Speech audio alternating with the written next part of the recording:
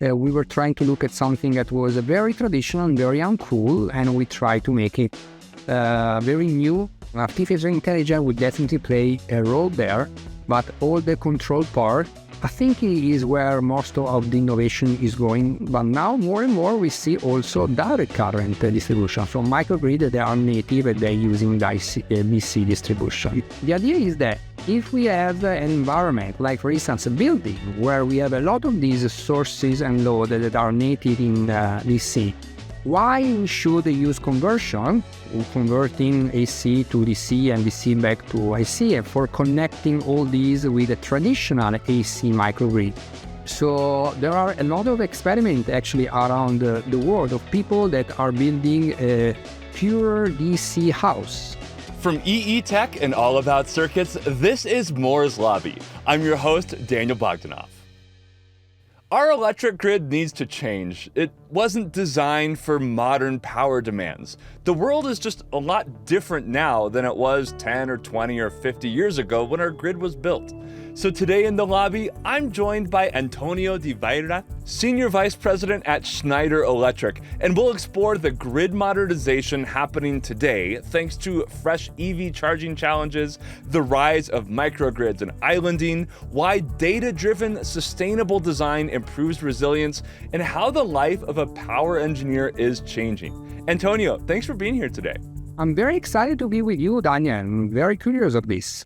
I'm curious to know, how did you first get into technology and what gets you excited about tech today? I think I was always into science and technology when I was a kid. I think I was driven by, the fact that there was so much to discover back then. So my first passion was computer engineering. It was mid-2000, and there was a lot of computer video games, but it was also about web. There was the hype about the web. It was a lot about, neural networks. This is how we used to call artificial intelligence at the time, computer vision, robotics, etc. So I was really intrigued, and the fact that those particular historical moments, there was such a hype on tech, definitely had an impact on me. After college, by chance, I got a job in a big energy distribution and management company. And this is where I switched from computer engineering to electrical engineering and to new products development. And this transition really gave me a whole new perspective on applying technology to world, electrical infrastructure, and it is also open up opportunities for me. So how soon into that career journey into grid did you start to see electric vehicles be part of the discussion?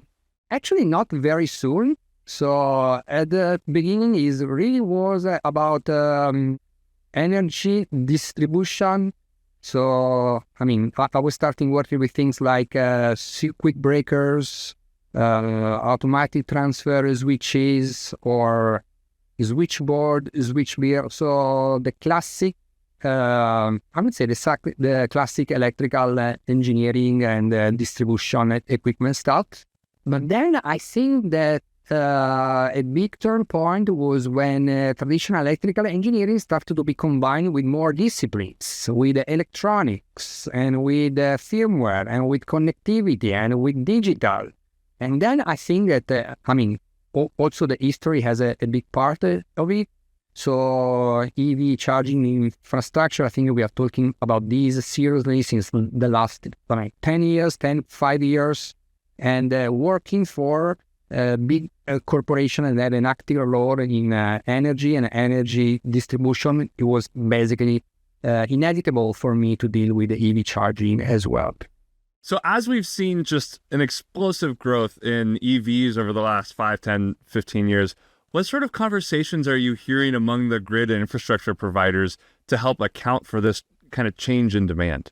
The main point here is the rising energy demands on EV, which combined with the global surge in data consumption of the rise of increasingly energy-hungry technology like AI, they are really pushing power grids to their breaking point. So there is not enough grid availability. And so on one side, we see our utilities and all the different states actually to make a lot of investment for revamping an old grid infrastructure, but also to build new grid capacity. At the same time, the question is, but yes, how we can sustain the growth in the short term?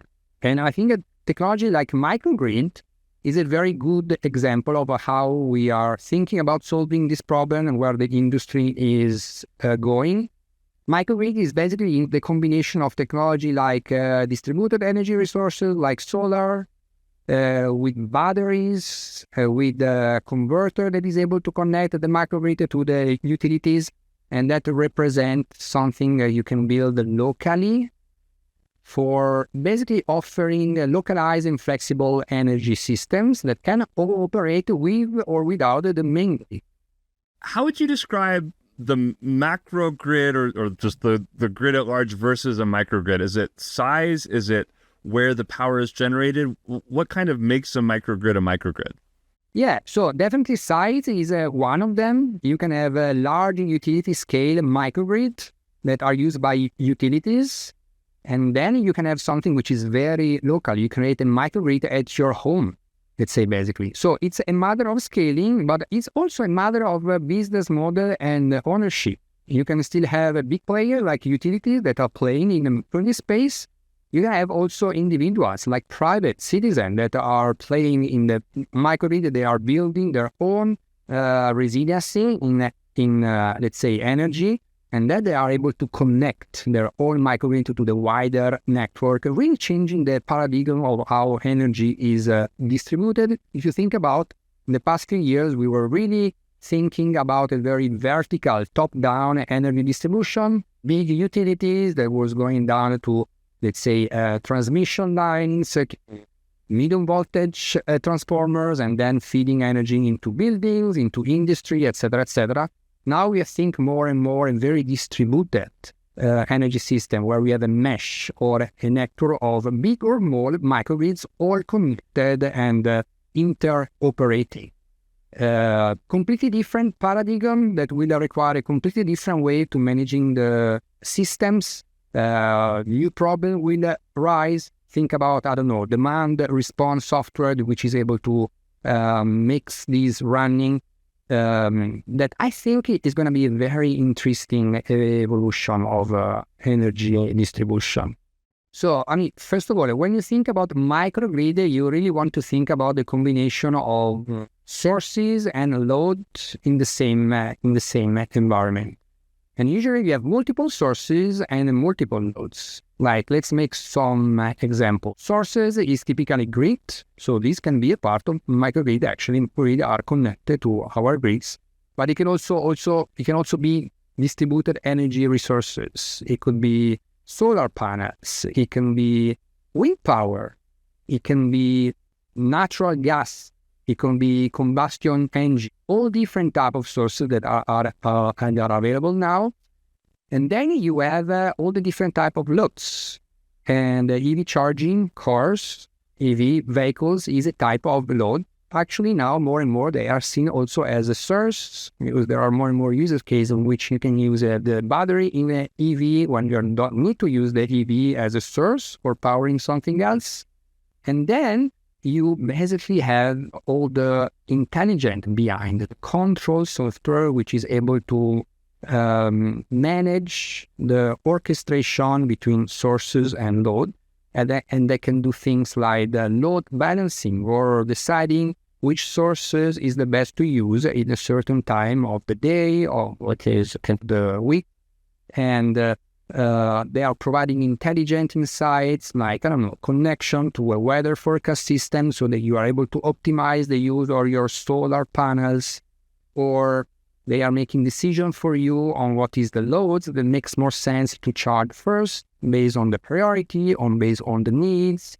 And of course, there will be a lot of maintenance will be done. So they are able to give you insights on the health of the, let's say, microgrid.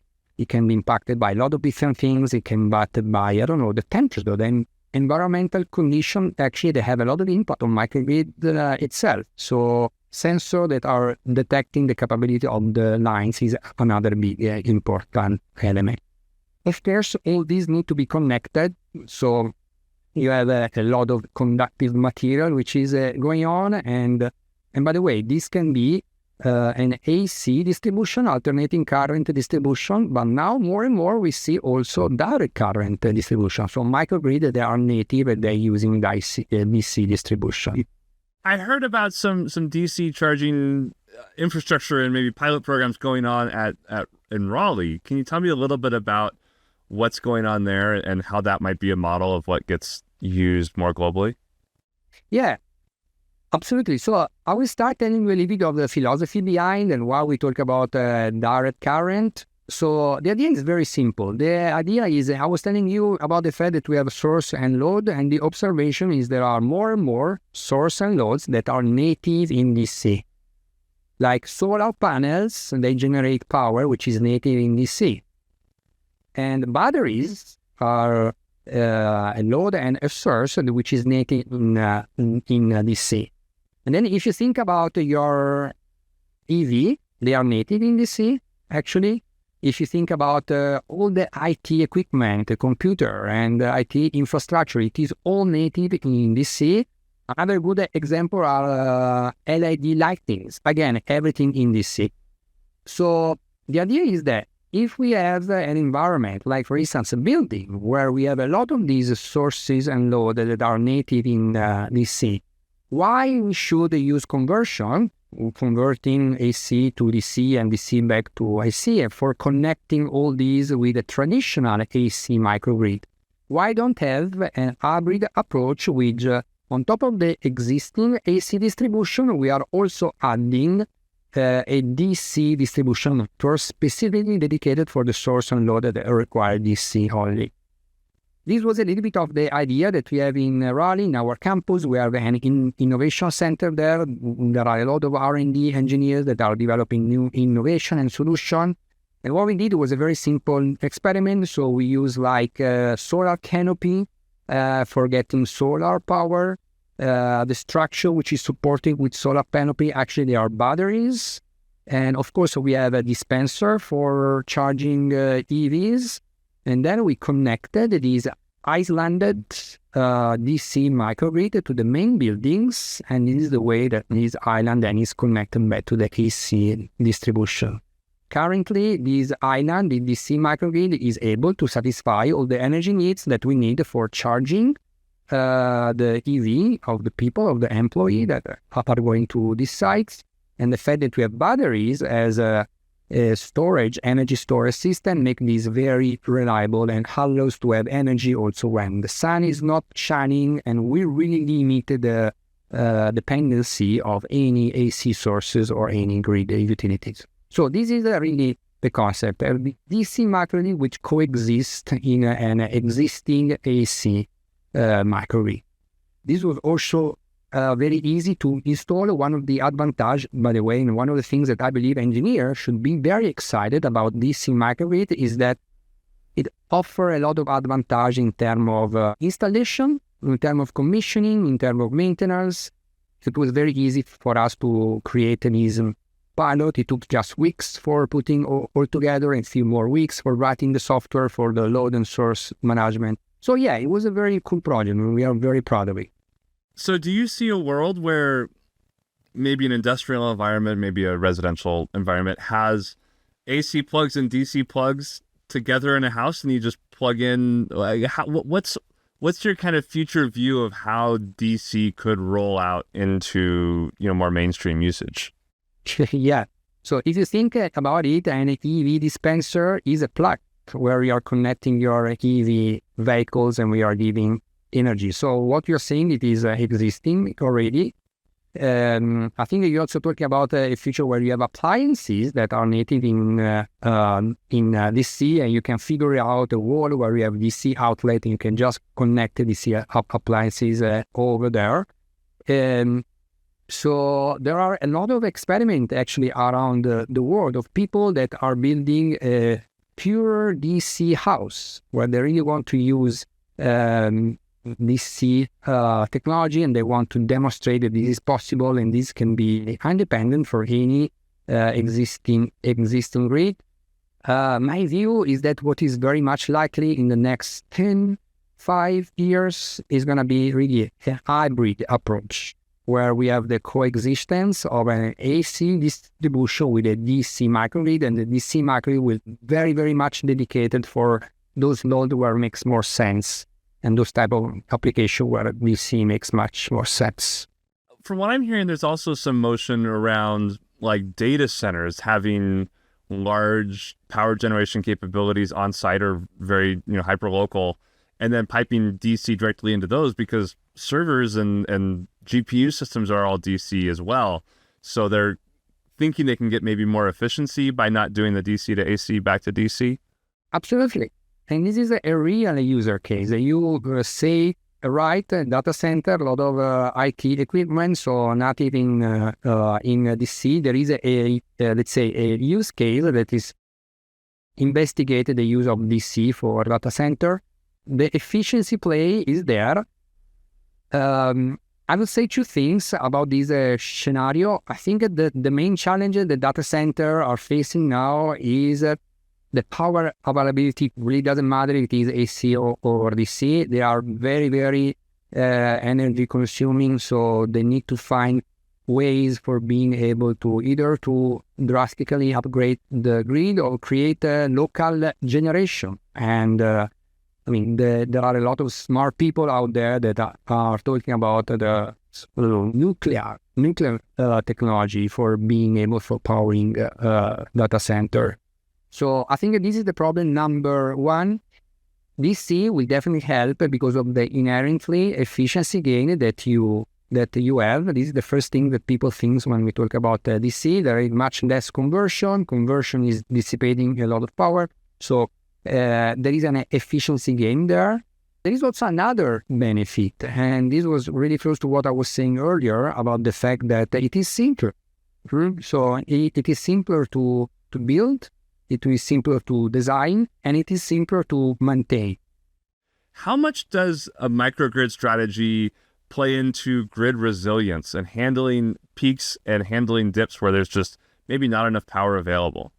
Yeah, I think the resiliency is a very important value proposition, and especially if you want to talk about scaling of EVs.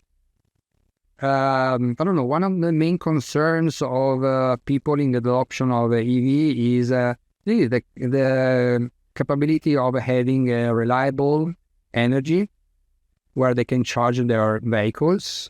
And as we were saying earlier, so EV charging infrastructure together of a lot of other technology that now are so energy hungry is really putting in troubles our grid. There is not enough capacity.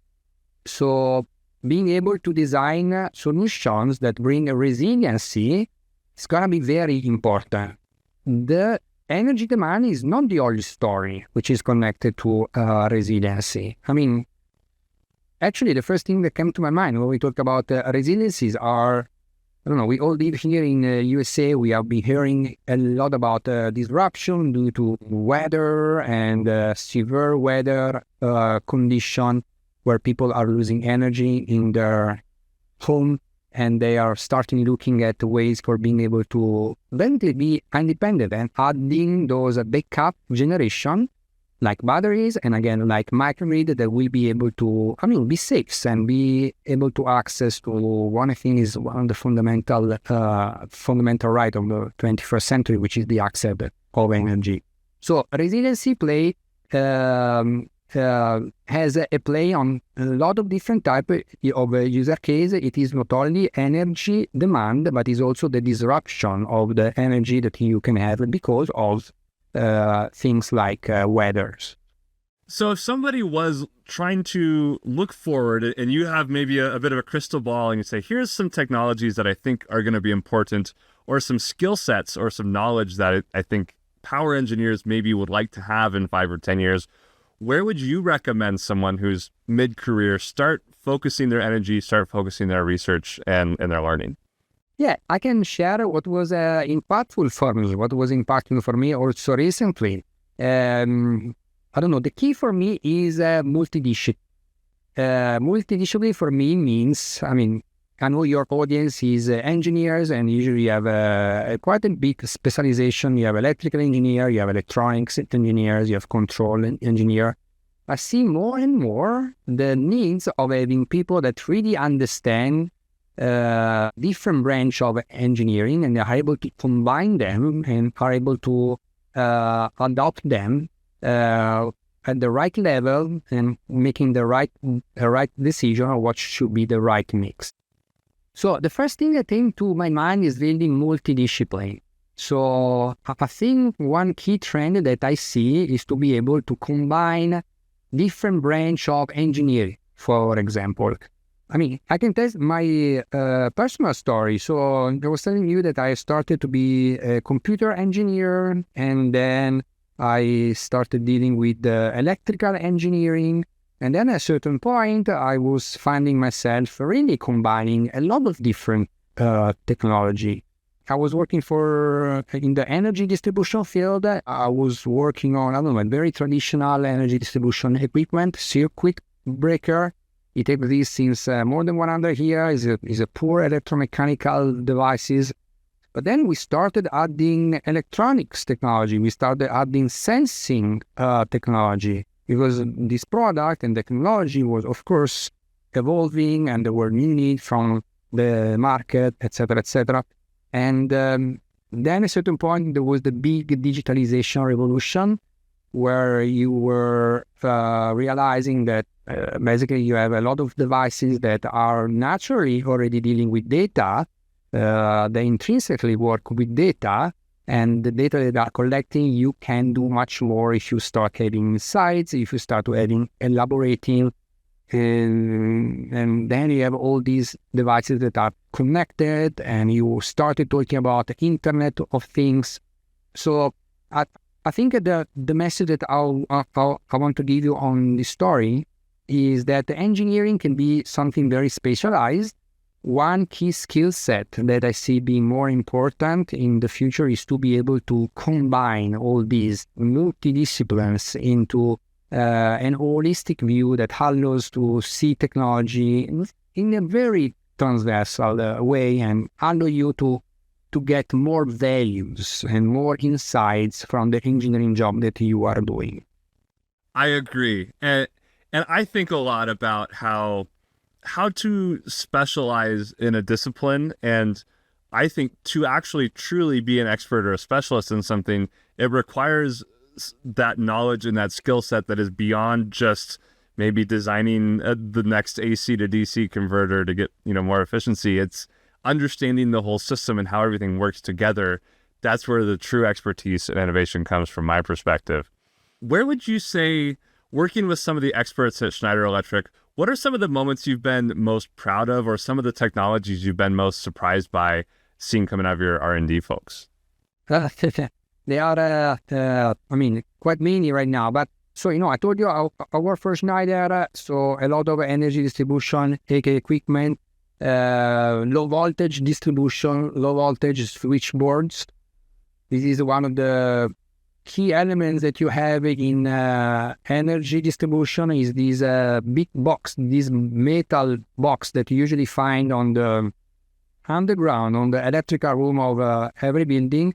As I said, very traditional offer, but also very pervasive and very successful, by the way.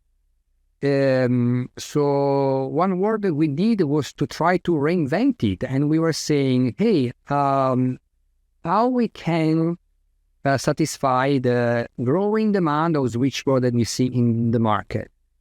And then we started to take this equipment, we started to decompose it, and we started to simplify, and we started to standardize. And we basically created a switchboard that could be built as a kit, a little bit like an IKEA furnitures, that can be built not by big factories like the one that we have in Schneider Electric, but can be built and assembled by electrician, by contractor, by distributors. And while we're doing so, we did a lot of voice of the customer. We were speaking with actually a lot of electricians, and we were asking what there were pain points, and we were trying to really bring innovation to the way that we are designing switchboard by looking at the installation practices that they were having when they were installing and cabling and connecting our switchboard. And then we also created an app that would allow electricians to follow step-by-step instruction for building a switchboard by themselves. That, by the way, is really enable young generation of electrician that has not a lot of skills, that maybe have recently started their electrician job. That really enable them to be faster and being able to be productive faster. So the result is a new generation of switchboard. We call it FlexSet. That now people can just order at the electrical distributors. The electrical distributors are stocking it, so there is a very short lead time. There is also a play of capacity. In the past few years, we really saw a lot of increase in demand of electronic equipment, so we really have to reinvent and to find a way for meeting these demand, and this was definitely one of them by being able to stock in them. And basically, distributor and contractor are able to build them by themselves in days instead of waiting for really weeks or months before getting one from a normal factory. And the young electrician employee that works for distributor or contractor find this very cool because they're using this app and they can build them by themselves, and they are already feeling they are making an impact. So this is an example when I was saying that we were trying to look at something that was very traditional and very uncool, and we try to make it very new, cool, but also being able to meet market expectation, like very short lead time. And I imagine you can also scale that type of system to match both your specific application. So I need, this amount of wattage or this many, lines out. You can scale that to your costs instead of buying an off-the-shelf one that is maybe more than you need. Yeah, I mean, absolutely. This is one of the play, and the capability also to customize it, to have a build that you are stocking that can be, can be designed for a specific application. For instance, now if you want to connect back to the EV charging infrastructure play, switchboard specifically designed to be installed and operated in EV charging infrastructure environment. So as we look into the future, maybe, 10 or 20 years out, it feels like things like vehicle to grid are going to become more and more prevalent. There's going to be more of these microgrids dispersed across the whole system. Can you talk about the complexity and the challenges and maybe areas where there are problems still to be solved for connecting microgrids or small power sources into a much larger grid system? Yeah, so first of all, I really think that these distributed model that rely upon some more and more interconnected microgrid is going to be a real thing. It's going to be something that we will really see making an impact and changing the way that we see at energy distribution. So you mentioned EV to grid. For me, this is a matter of being able to have a technology that can easily accept more and more in different type of sources and loads at the same time. So it could be vehicle, it could be batteries, it could be more and more, hydrogen generation, gas generation. I already mentioned nuclear generation. So the capability of building a grid where you can then add and you can expand is going to be key. So the new grid need to be flexible because we cannot afford to, build a new grid every 100 years. So we need to make it flexible. And in order to do so, one of the most important problems I think we need to solve is the orchestration, the interoperability. So to have the right technology, to have the right, really a matter of control that will be able to make this happen. Artificial intelligence will definitely play a role there, but all the control part that is able the microgrid to expand and to extend and being flexible I think it is where most of the innovation is going now if we talk about microgrid. Yeah, I remember talking with some EV industry folks about V2G stuff, and they were even talking about just the safety implications of the orchestration, where maybe there's a line that needs repair and they send someone out and they shut everything down to go fix a line, but then you can't have someone's car sending 400 volts or whatever it is back to the grid while someone's working on there. The orchestration is a very real challenge from what I understand. Are you hearing similar discussions? Yeah, and here is definitely a play of control. You're touching up actually a very important point, which is a point of safety and a term of protection. And so we used to have exactly the same problem in the traditional grid, in the top-down grid. This is the reason why, technology like circuit breaker interruption or like hard fault interruption was a thing. So we have the same problem also in this futuristic or not so much futuristic scenario where we have a microgrid where we are increasing the voltage level, because increasing the voltage is definitely the best strategy that we have for increasing the efficiency. But then you still need to provide safety and protection. And so you need to upgrade your protection technology in order to be able to guarantee safety. And I don't know, one very exciting topic that I see going on in the history on this topic is, for instance, solid state is power technology, is being able to use power technology for sensing fault and for bringing safety to the people and also to the infrastructure and to our grid. Are there any cities or grid folks or companies outside of Schneider Electric that you see as kind of a forefront, where they're a forerunner, where they're really forward thinking and starting to build the right type of foundation to be successful in the future? And if so, what are they doing that you think is making them successful? I can tell you that I see a lot of innovation going on in this field, a lot of startups that are working around this topic. And it's actually very exciting because, I was telling you my story. I was a computer engineer in a time where, software startup were the thing. Now we see much more hard tech startup to be the thing. And they are working, of course, on microgrid technology. They are working on the ways for making EV charging infrastructure easier and faster to install. They are working on way to introduce artificial intelligence for doing this control and monitoring play. They are working on advanced protection technology, electronics protection technology that are guarantee touch safe, let's say, protection.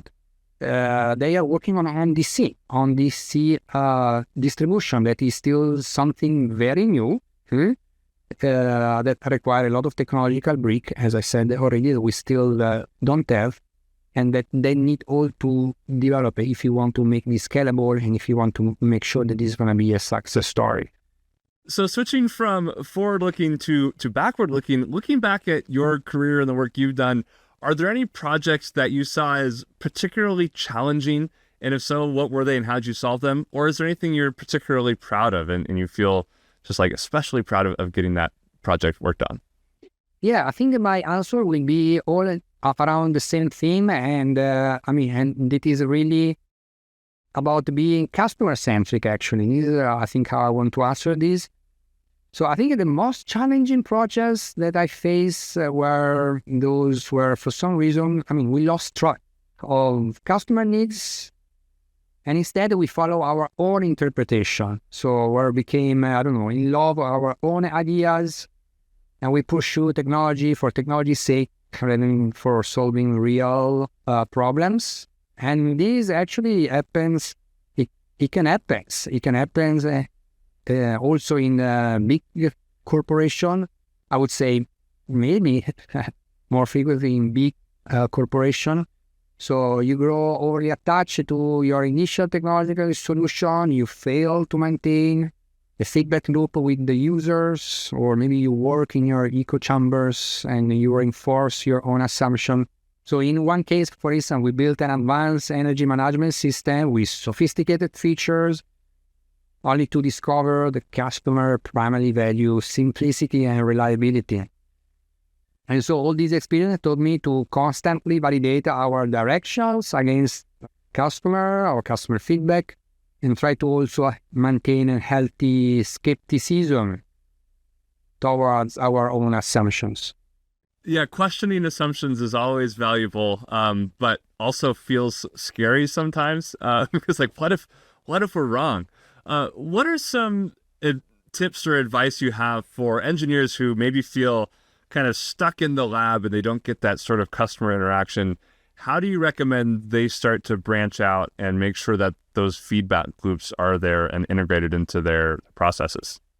Yeah. So I know that really depending on what these engineers are doing, which company you're working for, cannot be easy to reach our customer.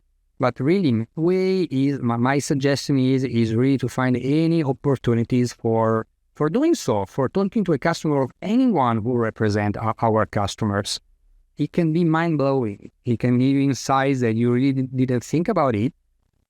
And it is genuinely fun because you are really, you get a little bit of fresh air for your lab or for your engineering desk. You go out, you speak with someone that can be very excited on the problem that you try to solve with them.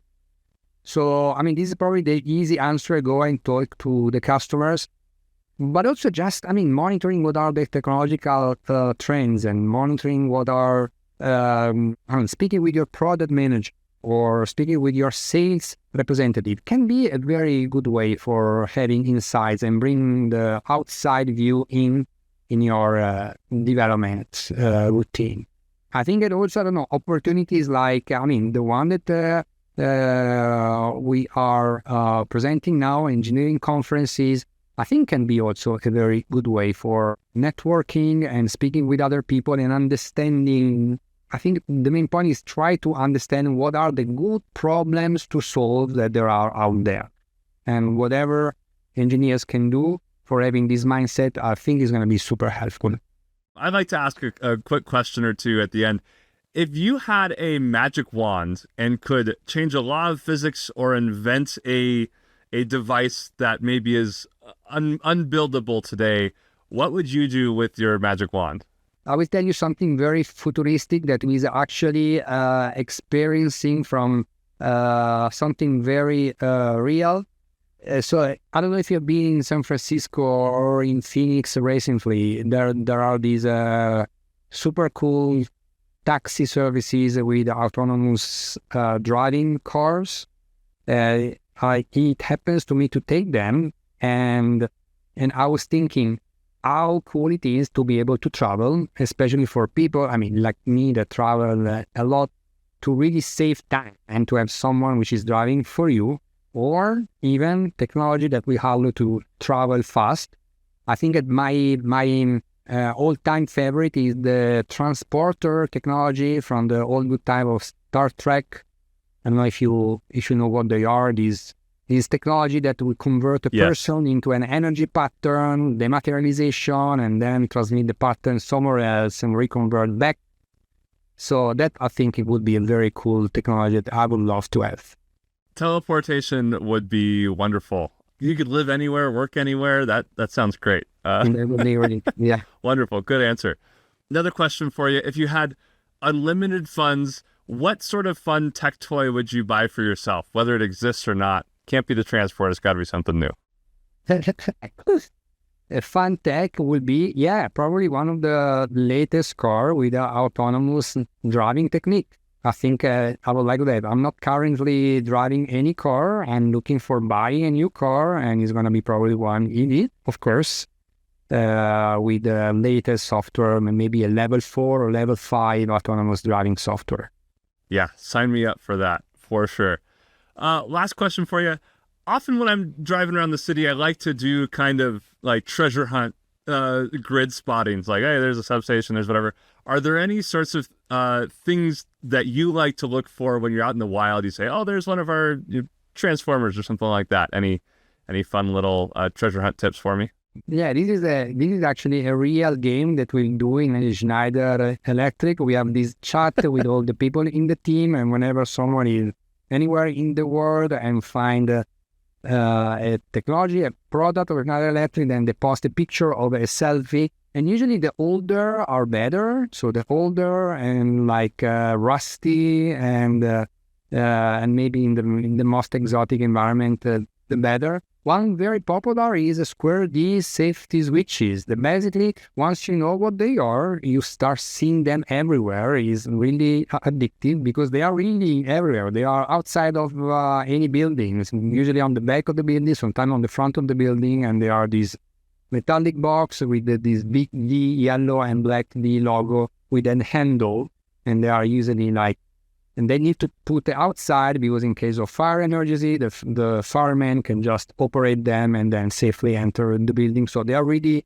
everywhere, and I'm sure that as soon as you see them, you will start recognizing them. That's a good one, and I'm sure I will not be able to unsee those. Well, we're out of time, but thank you so much for being here today. Daniel, thank you so much. It was very fun. That was Antonio Di Vaira, Senior Vice President at Schneider Electric. If you liked this episode, please share it with a friend. And there are 90 other episodes of this podcast, so go dig through them. There are some great ones out there. I'm Daniel Bogdanov. Thanks for joining me today in the lobby, and I'll see you next time.